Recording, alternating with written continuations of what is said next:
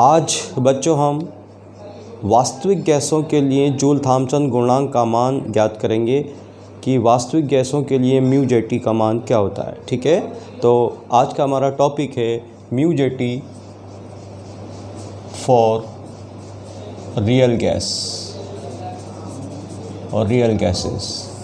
वास्तविक गैसों के लिए जूल थॉम्पसन गुणांक की गणना। ठीक है, तो गणना करने से पहले हमारे दिमाग में एक ये सेट होना चाहिए कि हम डेरिवेशन में क्या निकालना चाह रहे हैं, कैसे निकालेंगे। तो डेरिवेशन याद रखना आसान हो जाएगा।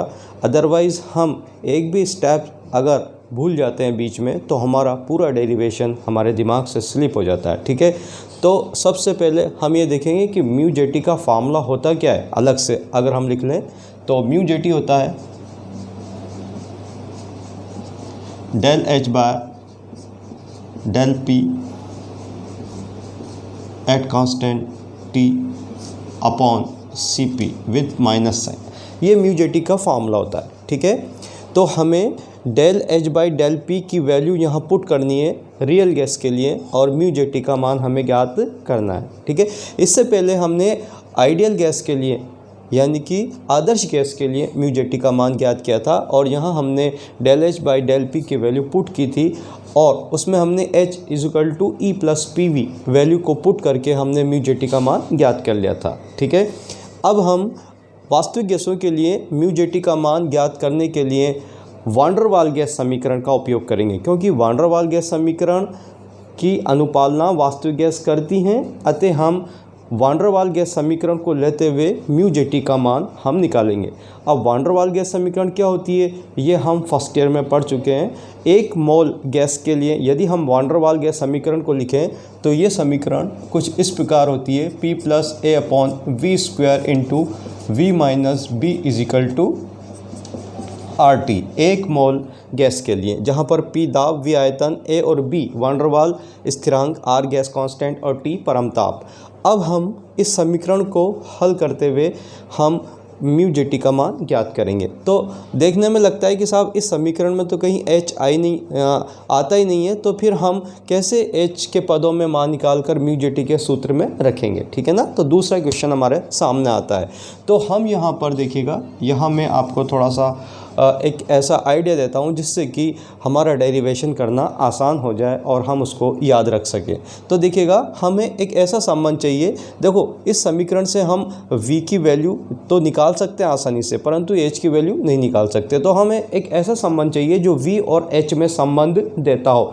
तो देखो, एक वेल नॉन थर्मोडाइनेमिक इक्वेशन होती है v is equal to T into del V by del T at constant p plus del H by del P at constant T.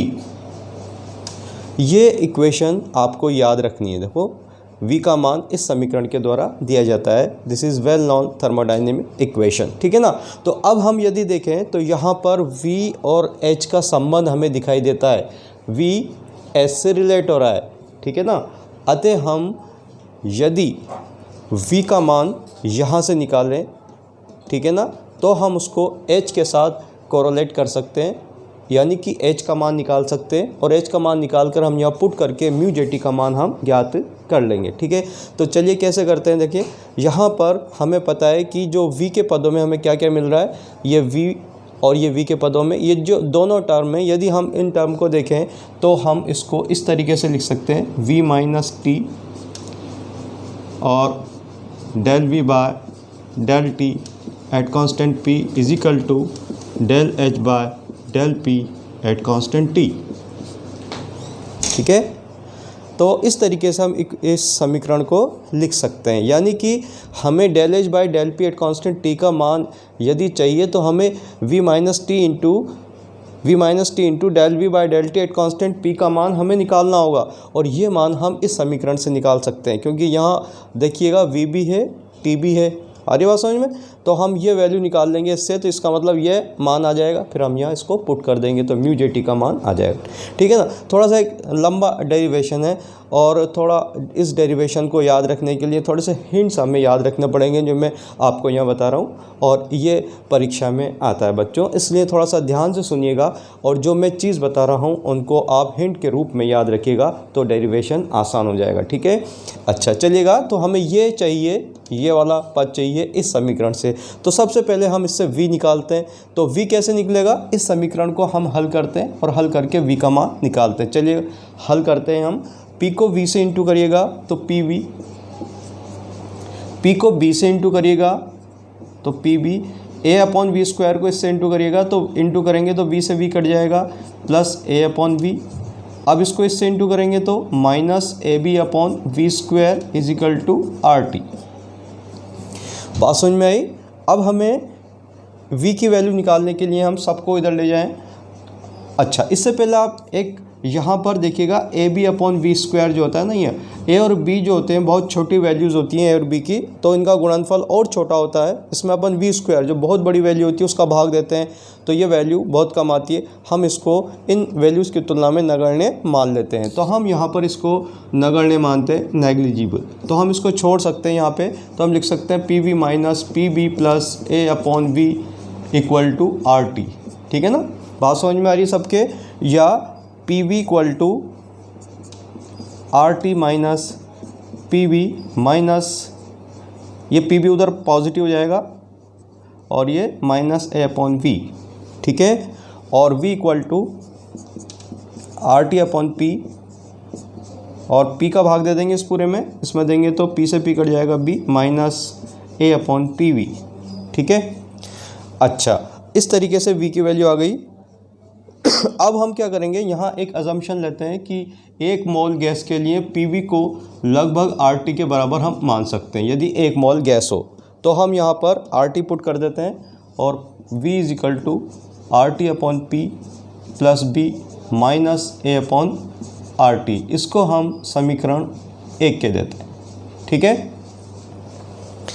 अच्छा, अब v का मान आ गया हमारे पास। ठीक है।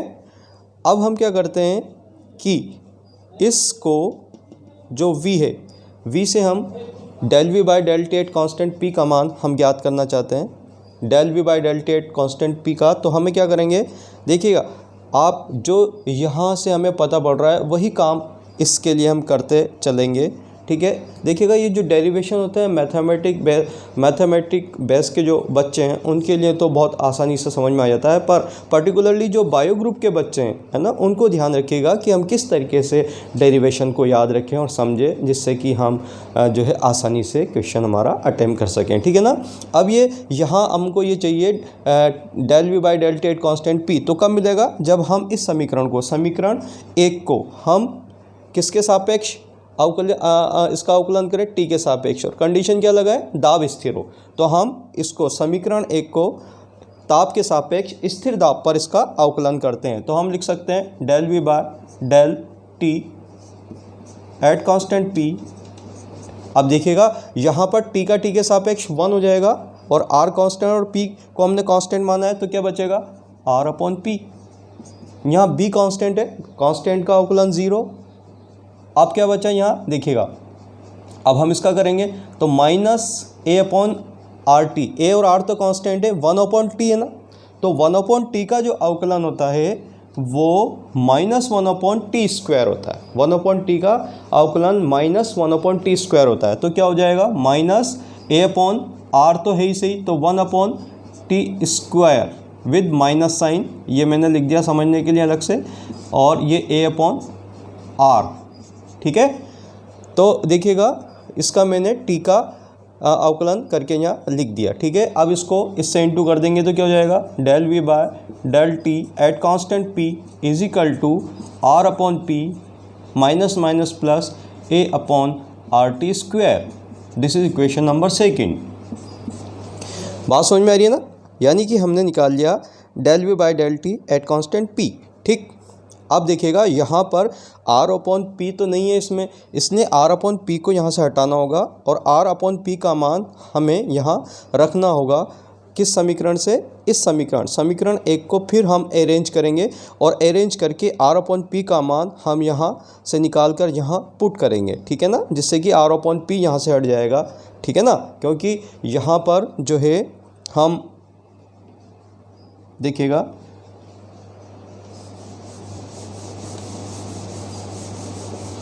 तो हम रीअरेंज करेंगे, रीअरेंजिंग इक्वेशन नंबर फर्स्ट, इसको रीअरेंज करेंगे और हमें मान किसका निकालना है, R/P का।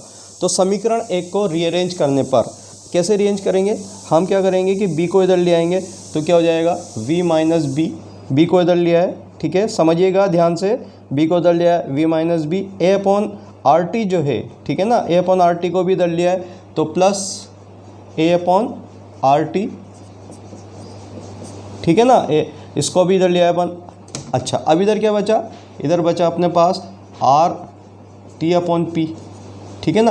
अब अपन इस T को नीचे लिया है, इस क्रॉस में लाएंगे तो इस सब से डिवाइड करेंगे तो क्या बचेगा v minus B upon T plus A/RT square is equal to R/P। यह हो गई हमारी समीकरण नंबर 3। अब हम समीकरण 3 से R/P का मान समीकरण 2 में रख देंगे। समीकरण 3 से देखिएगा, अब R/P किसके पदों में आ गया, v और t के पदों में आ गया, ठीक है ना। तो हम R/P का मान इसमें यहाँ पुट कर देंगे तो क्या हो जाएगा del v by del t at constant p is equal to, यहाँ वैल्यू पुट कर दिया हमने, v minus B upon T plus A/RT square plus A/RT square, ठीक है ना, समझ में आ रही है बात, वैल्यू पुट कर दी। अब देखिएगा क्या बचता है हमारे पास, del v by del T at constant p is equal to, यहाँ देखिएगा v minus B upon T, ये दोनों जुड़ जाते हैं, प्लस 2A/RT स्क्वायर। बात समझ में आई। या देखिएगा अब हमें क्या चाहिए, हमें जो वैल्यू चाहिए वो t into del V by del T at constant p चाहिए, तो इसी वैल्यू को हम यहाँ लाना चाहते हैं। तो अब हम क्या करेंगे, देखिएगा यहाँ हम यदि t को कॉमन ले लें और t को कॉमन लेके दोनों में से क्रॉस मल्टीप्लाई कर दें इसको, तो फिर हम इसको इस तरीके से लिख सकते हैं, t into del V by del T at constant p is equal to, यहाँ से t कॉमन लिया मैंने, और कॉमन जब आ जाएगा क्रॉस मल्टीप्लाई कर देंगे तो क्या बचेगा v माइनस बी, यहाँ से तो t इधर आ गया, एक t यहाँ बचेगा 2A/RT। बात समझ में आई, ठीक है ना। अब देखो यहाँ देखिएगा कि जो ये v है ना, इस पर ये इस टर्म को देखिएगा, हमें इसका मान चाहिए ना, तो इस टर्म को देखिएगा, तो हम क्या करें, इस वाली जो टर्म है इसको हम इधर ले जाएं, ठीक है ना, और इस वाली टर्म को हम इधर ले आएँ, ठीक है ना। तो इस रूप में ये हमें दिखाई देगा, यानी कि हम क्या करेंगे, v इसको इधर ले जाएंगे, ठीक है, तो क्या लिख सकते हैं, v minus T into del V by del T at constant p, ठीक है ना। यानी कि हमने क्या करा, इस वाली टर्म को इधर ले गए, ठीक है ना, और इस वाली टर्म को दूसरी ओर ले जाएंगे तो पॉजिटिव हो जाएगी, यानी कि जो पॉजिटिव है वो नेगेटिव और जो नेगेटिव है वह पॉजिटिव हो जाएगा, ठीक है ना। तो ये हो जाएगा b माइनस 2A/RT, ठीक है। बात समझ में आई, v minus T into del V by del T at constant p is equal to b minus 2A/RT आ गया, ठीक है ना। देखिएगा आप, हमने इसका मान निकाल लिया, ठीक है। और ये मान किसके लिए आता है, ये मान आता है del h by del p at constant t के लिए, ठीक है ना। चलिएगा आगे, ठीक। तो अब हम यदि यहाँ देखिएगा कि इस समीकरण को हम फोर्थ मान लें, ठीक। अब हम ये किसके बराबर भैया, यहाँ पर देखिएगा इसको संबंध को देखिएगा, ये संबंध किसके बराबर है, v माइनस टी इंटू ये del H by del P at constant T के। तो हम लिख सकते हैं यहाँ डेल एच बाय, ठीक है, del H by del P